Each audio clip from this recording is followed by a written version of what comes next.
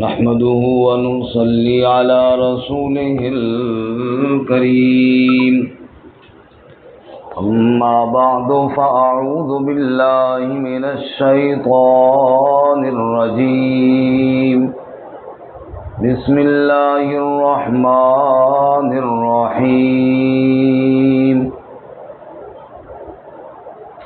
كتب عليكم إذا حضر أحدكم الموت إن ترك خيرا الوصية للوالدين والأقربين بالمعروف حقا على المتقين فمن بدله بعدما سمعه فإنما إثمه على الذين يبدلونه إن الله سميع عليم ومن خاف من موص جنفا أو إثما فأصلح بينهم فلا إثم عليه إن الله غفور رحيم سبحان ربك رب العزة عما يصفون وسلام على المرسلين والحمد لله رب العالمين اللهم صل على سيدنا ومولانا محمد وعلى آل سيدنا ومولانا محمد وعلى آله وأصحابه أجمعين معزز سامعین، سورۃ البقرہ کا دوسرا حصہ اور اس میں جہاد فی سبیل اللہ کا بیان ہوگا، لیکن اس سے پہلے کچھ امور انتظامیہ جن کے ساتھ معاشرے کا نظم و نسق درست ہو جائے، اس لیے کہ معاشرے کا نظم و نسق صحیح ہوگا تبھی تو جہاد کے لیے بندہ تیار ہوگا۔ آپس کے اندر بگاڑ ہوگا تو دشمن کے ساتھ کیا مقابلہ ہوگا۔ اسی طرح امور مصلحہ جن سے اپنی اصلاح ہو، یہ بھی ضروری ہے۔ تو گزشتہ سبق میں ہم نے ایک قانون پڑھا تھا قصاص کا، جو کہ معاشرے کے انتظام کی درستگی کے لیے بہت ضروری ہے، اور اس قانون کا تعلق حکومت کے ساتھ تھا۔ آج کے سبق میں بھی ایک اصلاحی انتظامی امر ہے، اور اس کا تعلق ہر فرد کے ساتھ ہے، یعنی حکومت کے ساتھ نہیں بلکہ انفرادی طور پر ہر بندے کی ذمہ داری ہے، اور وہ یہ کہ انسان اپنی میراث اللہ اور اس کے رسول کے احکامات کے مطابق تقسیم کرے، کوئی کسی کا حق نہ کھائے، کوئی کسی حقدار کو حق سے محروم نہ کرے۔ یہ ہر بندے کی اپنی ذمہ داری ہے، ہر بندہ یہ کوشش کرے کہ کسی کا حق جو ہے ضائع نہ ہو۔ ابتدائی اسلام میں میراث کے حصے مقرر نہیں تھے۔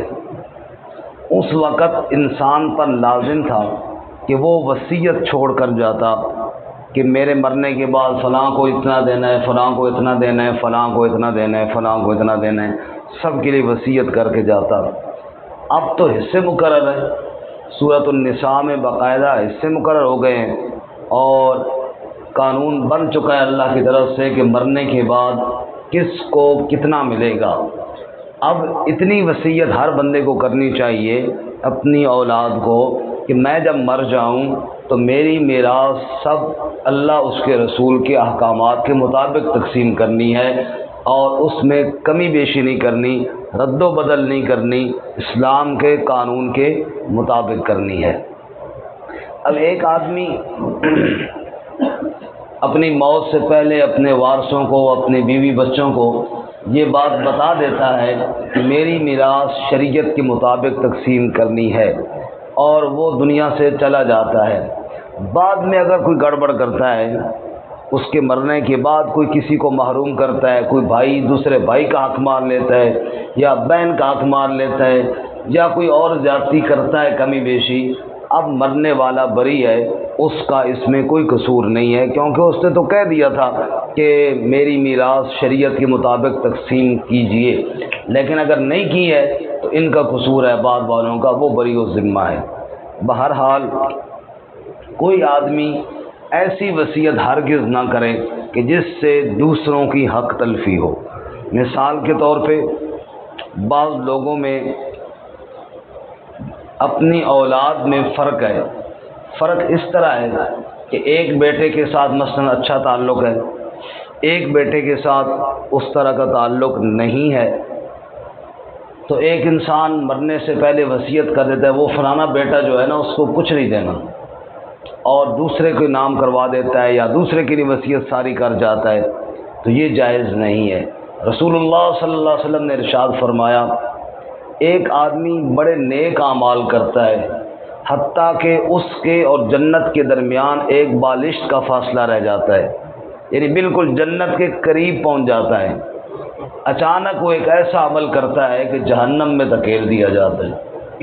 اس حدیث کی تشریح میں محدثین کہتے ہیں کہ یہ وہ عمل ہے جو موت کے وقت ورثاء کی رد و بدل اللہ کے قانون میں تبدیلی کی وصیت کرنا ہے۔ کیوں؟ یہ جو میراث کے حصے ہیں ان میں کسی انسان کو کچھ اختیار نہیں ہے، یاد رکھیے، یہ حصے اللہ نے مقرر کیے ہیں۔ سورۃ النساء میں ہم پڑھیں گے، وہاں یہ الفاظ ہیں نصیبم مفروضہ، نصیبم مفروضہ، یہ حصے فرض کیے ہوئے ہیں، اور جو فرض کی ہوئی حصے ہوں ان میں تبدیلی انسان نہیں کر سکتا۔ اسی لیے میراث کے حکام کو علم الفرائض کہتے ہیں، یہ فرائض کا علم ہے۔ اب فرائض میں کوئی انسان تبدیلی نہیں کر سکتا۔ مولوی مسجد کا امام ہے، وہ نماز پڑھاتا ہے، لیکن اللہ کے فرض میں تبدیلی نہیں کر سکتا۔ یہ نہیں کر سکتا کہ جناب چلو آج 2 کی بجائے 4 پڑھ لیں، 4 کی بجائے 2 پڑھ لیں، چلو جی آج زیادہ پڑھ لیں یا کم پڑھ لیں، نہیں، اللہ کی طرف سے جتنے فرض ہیں اتنے ہی اس نے پڑھانے ہیں، اس میں رد و بدل نہیں ہو سکتا۔ 2 فرض ہیں فجر کی تو 2 ہی پڑھیں گے، چاہے سارے لوگ بڑے فری ہوں، آج جناب چھٹی کا دن ہے، اتوار ہے، سب کے پاس موجود ہے، بہت پہلے سے بھی آ گئے ہیں، رہنا بھی مسجد میں ہے، چلو آج 3 پڑھ لیں، نہیں ہو سکتا۔ کیوں؟ کہ یہ فرض اللہ نے مقرر کیا ہے، اس میں مشاورت نہیں چلتی، اس میں کسی کا آرڈر نہیں چلتا، اس میں صرف اللہ کا آرڈر چلتا ہے بس۔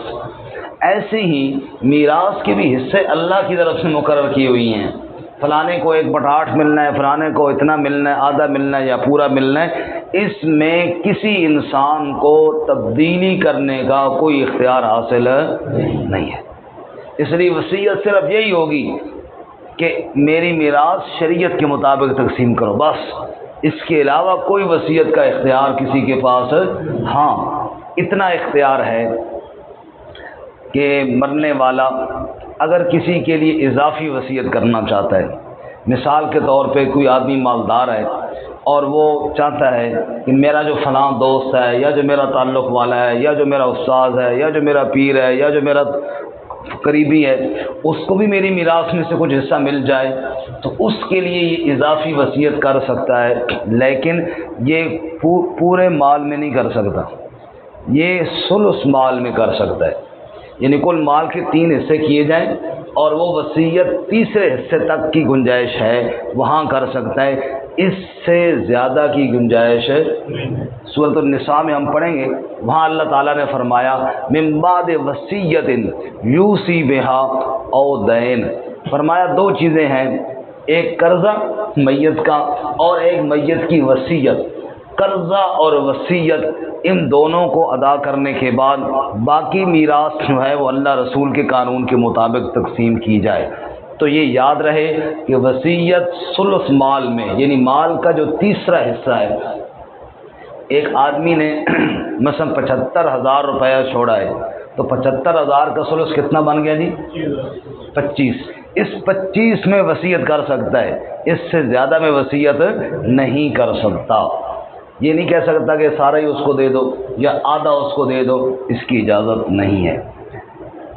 اب آئیے آیت کی طرف، یہاں بھی لفظ کتبہ بولا گیا ہے، لکھ دیا گیا ہے، لکھ دیا گیا کا معنی فرض کر دیا گیا ہے، لکھنے والا اللہ ہے۔ لکھنے والا کون ہے بولو؟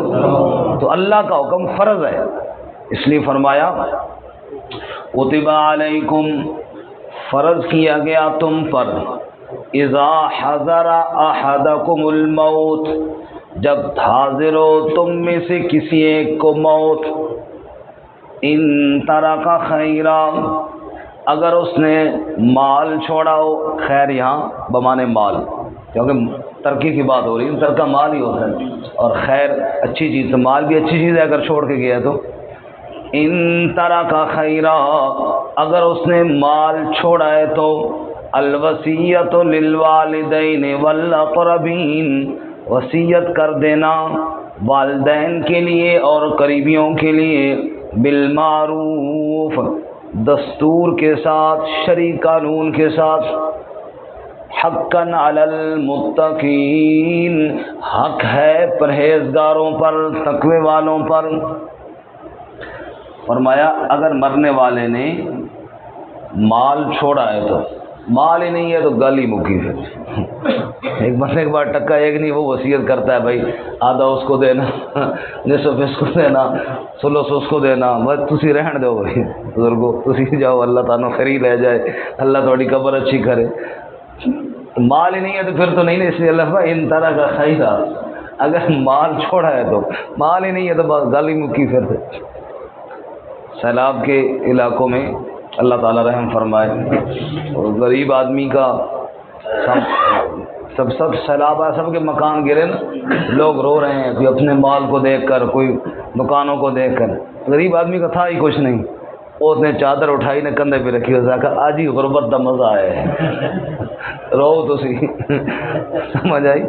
روتے رہو، جن کے مکان تھے مکان بہ گئے، جن کے گودام تھے گودام بہ گئے، جن کی دکانیں تھی، ساڈا ہے ہی کچھ نہیں، ہمیں کس چیز کا ہو سکا، آج ہی غربت دا مزہ آیا ہے۔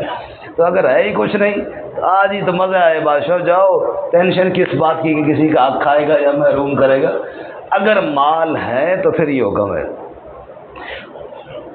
فرمایا والدین ہوں، قریبی ہوں، جو بھی پیچھے وارث بچے ان کو وصیت کر دے، بالمعروف، معروف کا معنی شرعی دستور، حقا علی المتقین، تقوی والوں پر حق ہے بھائی، جو پرہیزگار ہیں، ایمان والے ہیں، باقی چیزوں کا پرہیز کرتے ہیں تو اس سے بھی پرہیز کریں کہ ہی نہ حق نہ ہو جائے۔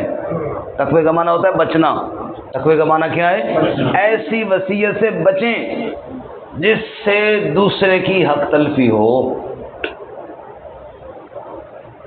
اب ایک آدمی نے وصیت کر دی، راجہ سرفراز صاحب نے مثال کے طور پہ، کیونکہ ہمیں زیادہ مالدار یہی لوگ ہیں نہیں باقی، انہوں نے وصیت کر دی بھائی میرا جو کل مال ہے نا اس میں تیسرا حصہ ہمارے جو مسجد کے مولوی صاحب ہیں ان کو دے دینا، مثال کے طور پہ نا، ایسے ہوگا تو نہیں، اللہ نہ کرے خدا۔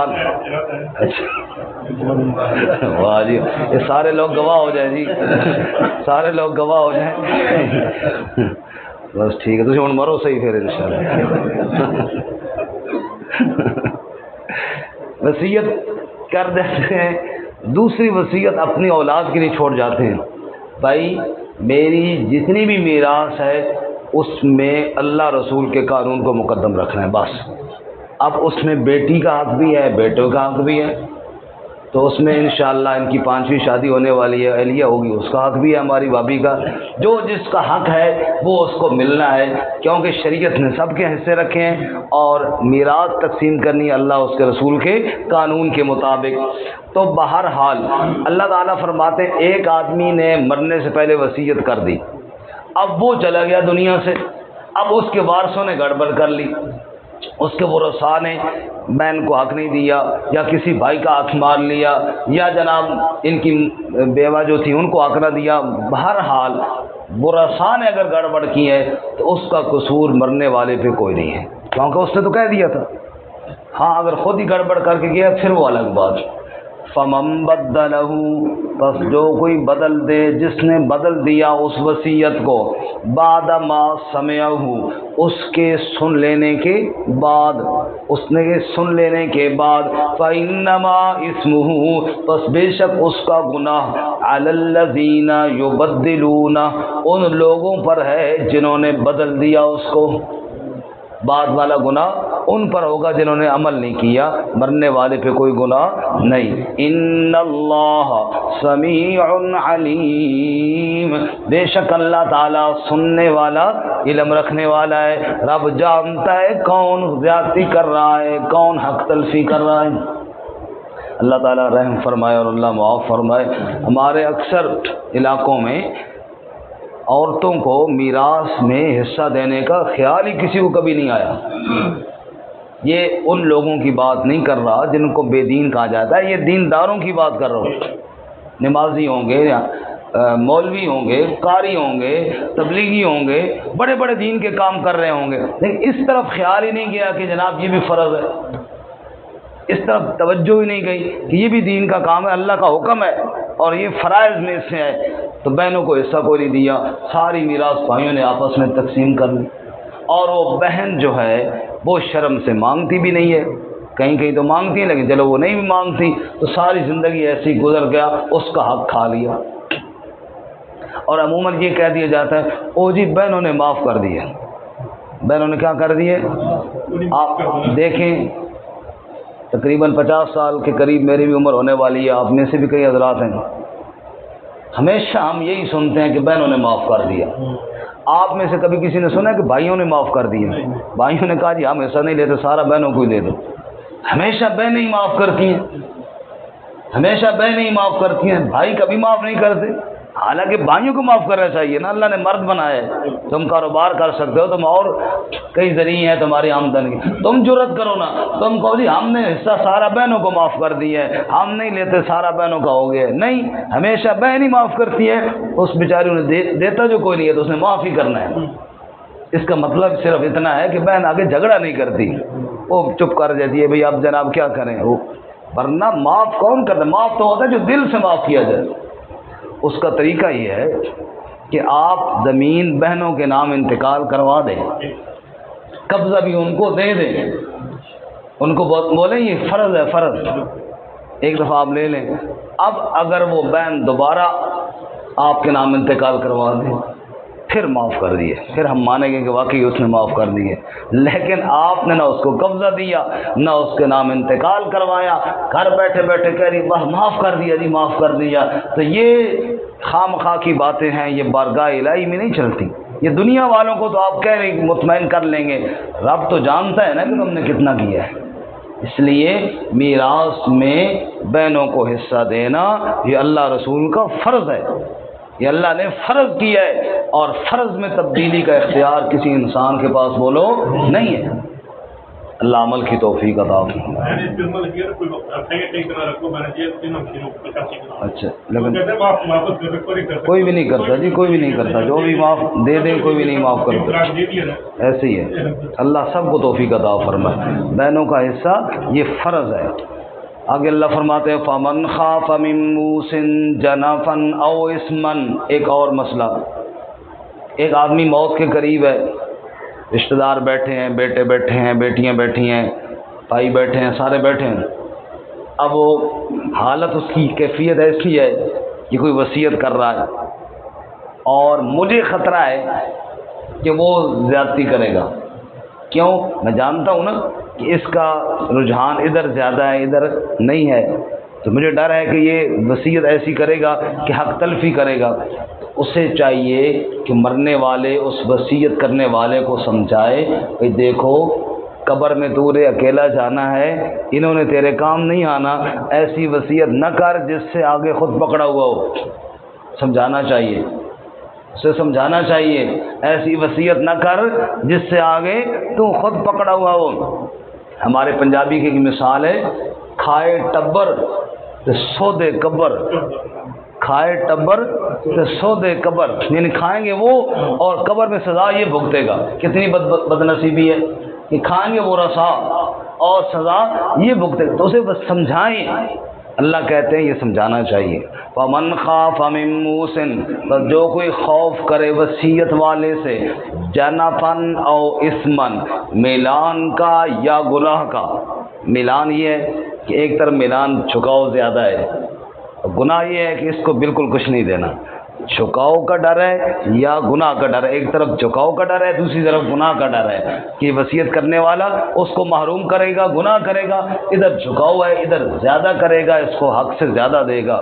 فمن خاف من موص، جو آدمی خوف کرے وصیت کرنے والے سے، جنفن او اسمن، جھکاؤ کا یا گناہ کا، فاصلح بینہم، پس اصلاح کر دے ان کے درمیان۔ بات سمجھائے؟ دیکھو اصلاح کرے، سب نے قبر میں جانا ہے، کسی کا حق محروم نہ کرو۔ فلا اسم علیہ، تو کوئی گناہ نہیں، یہ تو الٹا اجر کی بات ہے۔ ان اللہ غفور الرحیم، بے شک اللہ بخشنے والا رحم کرنے والا ہے۔ اللہ تو عام گناہ گاروں کو بخشتا ہے، جو اصلاح کرے گا اللہ اس کے گناہوں کو معاف فرما دے گا۔ وصیت کرنے والے کو جو سمجھائے گا اللہ اس کے گناہوں کو کیا کر دے گا؟ معاف فرما دے گا۔